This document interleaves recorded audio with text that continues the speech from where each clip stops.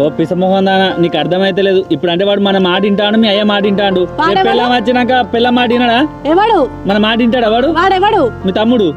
ఏం చెప్తాడు? అగో పిల్లం వచ్చినాక పిల్ల మాట వింటాడు కానీ మన మాట వింటాడే. అర్థం ఏంది పిల్ల మాట అనేది? దాని మాట వినడానికి అదేమన్నా దాని అవగారికి అసలు తెచ్చిచ్చిందా? నా అయ్య కట్టబడ్డ భూమి వానికి ఎంత తక్కువ ఉందో నాకు అంత తక్కువ ఉంటది.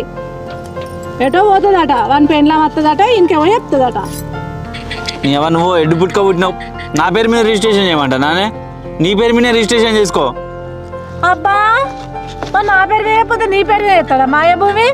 మంచిగా ఉన్నావు.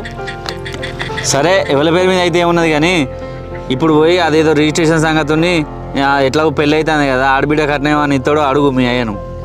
ఆడబిడ్డ కట్నమా? మా అయ్య దోస్తుంది ఎంతో కొంత పెడతాడు. ఎంతో కొంత ఏంది? ఓ 3 తులాలు 4 తులాలు పెట్టడా? ఏంది 3 తులాలా? గాయంతే పెట్టరానే? ఒక్క బిడ్డవే కాదే నువ్వు?